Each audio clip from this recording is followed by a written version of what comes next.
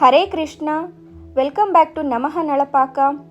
ಸ್ನೇಹಿತರೆ, ನಿಮಗೀಗಾಗಲೇ ತಿಳಿದಿರಬಹುದು ಇವತ್ತಿನ ರೆಸಿಪಿ ಏನು ಅಂತ. ಹೌದು ವೀಕ್ಷಕರೇ, ಇವತ್ತಿನ ರೆಸಿಪಿ ಬಂದುಬಿಟ್ಟು ಗುಲಾಬ್ ಜಾಮೂನ್ ಹೇಗೆ ಮಾಡೋದು ಅಂತಲೇ ಹೇಳ್ಕೊಡ್ತಾ ಇದ್ದೀನಿ. ಬನ್ನಿ ಮತ್ತೆ ಹೇಗೆ ಮಾಡೋದು ಅಂತ ನೋಡ್ಕೊಂಡು ಬರೋಣ. ನಾನೀಗ MTR ಗುಲಾಬ್ ಜಾಮೂನ್ ಮಿಕ್ಸ್ ತೊಗೊಂಡಿದ್ದೀನಿ. ಇದು 175 ಗ್ರಾಮ್ ಇದೆ. ನಾನು ಇದನ್ನು ಮೆಜರ್ಮೆಂಟ್ಗೋಸ್ಕರ 1 ಕಪ್ಗೆ ಹಾಕಿ ತಗೋತಾ ಇದ್ದೀನಿ. ನೋಡಿ, ನಾನು 1 ಕಪ್ ಹಾಕ್ತಿದ್ದೀನಿ ಮತ್ತು ಇದು 2ನೇ ಕಪ್ಪು. 175 ಗ್ರಾಮ್ಗೆ 2 ಕಪ್ ಆಗಿರುತ್ತದೆ. ಇದೇ ಕಪ್ಪಲ್ಲಿ MTR ಮಿಕ್ಸ್ ತೊಗೊಂಡಿದ್ದೀನಲ್ಲ, ಸೊ ಇದೇ ಕಪ್ನಿಂದಾನೇ 3 ಕಪ್ ಆಗುವಷ್ಟು ಶುಗರನ್ನು ತಗೋತಾ ಇದ್ದೀನಿ. ಮತ್ತು ನಾನೀಗ ಅರ್ಧ ಕಪ್ ಹಾಲಿಗೆ ಅರ್ಧ ಕಪ್ ನೀರನ್ನು ಮಿಕ್ಸ್ ಮಾಡಿದ್ದೀನಿ. ಗಟ್ಟಿ ಹಾಲನ್ನು ಯೂಸ್ ಮಾಡಬೇಡಿ. ಹಾಗೆ ಅರ್ಧ ಟೀ ಸ್ಪೂನ್ ಏಲಕ್ಕಿ ಪೌಡರ್ ತೊಗೊಂಡಿದ್ದೀನಿ. ನೆನಪಿರಲಿ, ಹಾಲು ಕಾಯಿಸಿ ಆರಿಸಿ ತಗೋಬೇಕಾಗುತ್ತೆ. ನೆಕ್ಸ್ಟ್ ಈಗ ಒಂದು ಪಾತ್ರೆಗೆ 3 ಕಪ್ ಶುಗರ್ಗೆ 3 ಕಪ್ನಷ್ಟು ನೀರು ಕೂಡ ಹಾಕ್ಕೊಳ್ತಾ ಇದ್ದೀನಿ. ಇದನ್ನು ಪೂರ್ತಿ ಸಕ್ಕರೆ ಕರಗೋವರೆಗೂ ಬಿಡಿ. ಗ್ಯಾಸ್ ಹೈ ಫ್ಲೇಮಲ್ಲೇ ಇಟ್ಟರೂ ನಡೆಯುತ್ತೆ.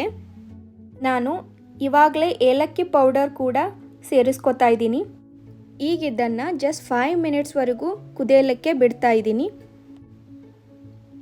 ಪಾಕ ಚೆನ್ನಾಗಿ ಕುದ್ದಿದೆ. ಈ ರೀತಿ ಪಾಕ ಮುಟ್ಟಿದ್ರೆ ಅದು ತಿಕ್ಕಾಗಿದೆ ಅಂತ ನಮಗೆ ಅನ್ನಿಸ್ಬೇಕು. ಒಂದೆಳೆ ಪಾಕ ಎಲ್ಲ ತೆಗೆಯಲಿಕ್ಕೆ ಹೋಗಬೇಡಿ.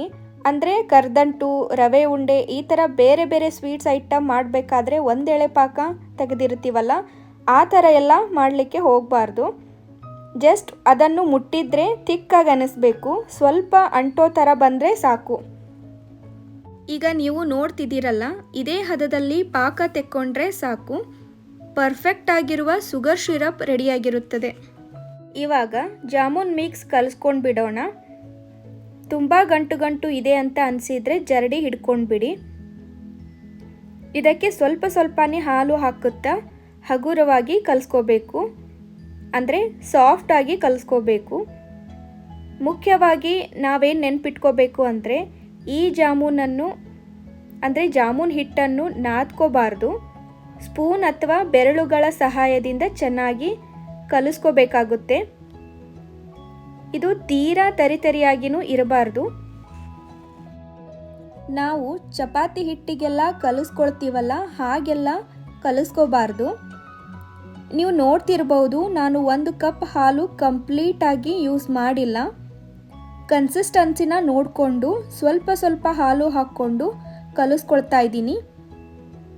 ಇದನ್ನು ಈ ರೀತಿ ಸ್ವಲ್ಪ ಕೈಗೆ ಅಂಟ್ಕೊಳ್ಳೋ ಥರ ಕಲಿಸ್ಕೊಂಡು ತಟ್ಟೆ ಮುಚ್ಚಿ 20 ಮಿನಿಟ್ಸ್ ನೆನೆಯಲಿಕ್ಕೆ ಇಡ್ತಾ ಇದ್ದೀನಿ. ಸ್ನೇಹಿತರೆ, ನೀವಿನ್ನೂ ನನ್ನ ನಮಃ ನಳಪಾಕವನ್ನು ಸಬ್ಸ್ಕ್ರೈಬ್ ಮಾಡಿಲ್ಲ ಅಂದರೆ ದಯವಿಟ್ಟು ಸಬ್ಸ್ಕ್ರೈಬ್ ಮಾಡಿ. ಪಕ್ಕದಲ್ಲಿರುವ ಬೆಲ್ ಐಕನನ್ನು ಒತ್ತಿ. ನಿಮ್ಮ ಅನಿಸಿಕೆ ಅಭಿಪ್ರಾಯಗಳನ್ನು ಹಂಚಿಕೊಳ್ಳಿ. ಈ ರೀತಿ 20 ಮಿನಿಟ್ಸ್ ನಂತರ ಕೈಗೆ ಎಣ್ಣೆ ಅಥವಾ ತುಪ್ಪವನ್ನು ಹಚ್ಚಿಕೊಂಡು ಇದನ್ನು ಸ್ವಲ್ಪ ಕ್ವಾಂಟಿಟಿಯಲ್ಲಿ ತೆಗೆದುಕೊಂಡು ಈ ರೀತಿ ಲೈಟಾಗಿ ಪ್ರೆಷರ್ ಕೊಡ್ತಾ ಸ್ವಲ್ಪನೂ ಕ್ರ್ಯಾಕ್ಸ್ಗಳು ಇಲ್ಲದೆ ಇರೋ ಹಾಗೆ ಸಣ್ಣ ಸಣ್ಣ ಉಂಡೆಗಳನ್ನು ಮಾಡ್ಕೋಬೇಕಾಗುತ್ತೆ. ಇಲ್ಲ ನಿಮಗಿನ್ನೂ ಮೀಡಿಯಮ್ ಸೈಜ್ ಉಂಡೆಗಳು ಬೇಕಿದ್ದರೆ ಮಾಡಬಹುದು. ನೆಕ್ಸ್ಟು ಈ ಕಡೆ ಎಣ್ಣೆ ಕೂಡ ಬಿಸಿಯಾಗಿದೆ. ಒಂದು ಚಿಕ್ಕ ಉಂಡೆ ಹಾಕಿ ನೋಡಿ. ಅದು ನಿಧಾನವಾಗಿ ಮೇಲಕ್ಕೆ ಬಂದಾಗ ಮಾತ್ರ ಪರ್ಫೆಕ್ಟಾಗಿ ಎಣ್ಣೆ ಕಾದಿದೆ ಅಂತ ಅರ್ಥ. ಆವಾಗ ಮಾತ್ರ ಉಳಿದೆಲ್ಲ ಉಂಡೆಗಳನ್ನು ನಿಧಾನವಾಗಿ ಒಂದೊಂದೇಯಾಗಿ ಎಣ್ಣೆಗೆ ಹಾಕ್ತಾ ಇರಬೇಕು. ಈಗ ಒಂದು ಸೌಟಿನಿಂದ ಕಂಟಿನ್ಯೂವಸ್ಲಿ ಉಂಡೆಗಳನ್ನು ಈ ರೀತಿಯಾಗಿ ತಿರುಗಿಸ್ಕೊಂಡ್ರೆ ಜಾಮೂನು ಉಂಡೆಗಳೆಲ್ಲ ರೊಟೇಟ್ ಆಗ್ತಾ ಒಂದೇ ಸಮ ಚೆನ್ನಾಗಿ ಬೇಯುತ್ತದೆ. ಇದನ್ನು ಲೋ ಫ್ಲೇಮಲ್ಲೇ ಇಟ್ಟಿರಬೇಕು. ಯಾವುದೇ ಕಾರಣಕ್ಕೂ ಗ್ಯಾಸ್ ಮೀಡಿಯಮ್ ಫ್ಲೇಮ್ ಅಥವಾ ಹೈ ಫ್ಲೇಮ್ ಇಡಬಾರ್ದು. ಹೈ ಫ್ಲೇಮ್ ಇಟ್ಕೊಂಡ್ಬಿಟ್ರೆ ಮೇಲ್ಭಾಗ ಕಪ್ಪಾಗಿಬಿಡುತ್ತೆ, ಆದರೆ ಒಳಗಡೆ ಬೆಂದೇ ಇರೋದಿಲ್ಲ. ನೋಡಿ, ಈ ರೀತಿ ಗೋಲ್ಡನ್ ಕಲರ್ ಬಂದ ಮೇಲೆ ಉಂಡೆಗಳೆಲ್ಲನೂ ತೆಗೆದು ಸಕ್ಕರೆ ಪಾಕಕ್ಕೆ ಹಾಕ್ಕೊಳ್ತಾ ಇದ್ದೀನಿ. ಪಾಕ ತಣ್ಣಗಿರಬಾರ್ದು, ಅದು ಕೂಡ ಸ್ವಲ್ಪ ಬಿಸಿಯಾಗಿಯೇ ಇರಬೇಕು ಮತ್ತು ತೀರಾ ಬಿಸಿಯಾಗಿಯೂ ಇರಬಾರ್ದು. ಒಂದು ವೇಳೆ ಪಾಕ ಏನಾದರೂ ತಣ್ಣಗಾಗಿದ್ದರೆ ಸ್ವಲ್ಪ ಬಿಸಿ ಮಾಡಿಕೊಂಡು ಉಂಡೆಗಳನ್ನು ಹಾಕ್ಕೊಳ್ಳಿ.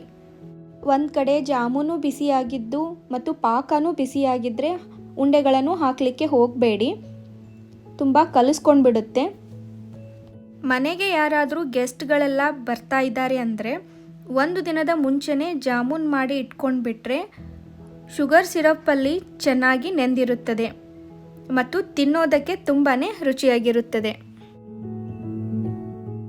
ನೋಡಿದ್ರಲ್ಲ ಫ್ರೆಂಡ್ಸ್, ಬೇಕರಿಯಲ್ಲಿ ಸಿಗುವಂತಹ ಸಾಫ್ಟ್ ಆದ ಜಾಮೂನನ್ನು ಮನೆಯಲ್ಲಿಯೇ ಅತ್ಯಂತ ಸುಲಭವಾಗಿ ಹೇಗೆ ಮಾಡ್ಕೊಳ್ಬಹುದು ಅಂತ. ನಾನು ಹೇಳಿಕೊಟ್ಟಿರುವ ವಿಧಾನದಲ್ಲಿ ನೀವು ಮಾಡಿದರೆ ನೀವು ಕೂಡ ಬೇಕರಿಯಲ್ಲೇ ಸಿಗುವಂತಹ ಗುಲಾಬ್ ಜಾಮೂನನ್ನು ಮಾಡಿಕೊಂಡು ತಿನ್ನಬಹುದು. ಮತ್ತೆ ಭೇಟಿಯಾಗೋಣ ಇನ್ನೊಂದು ರೆಸಿಪಿಯೊಂದಿಗೆ. ನಮಸ್ಕಾರಗಳು.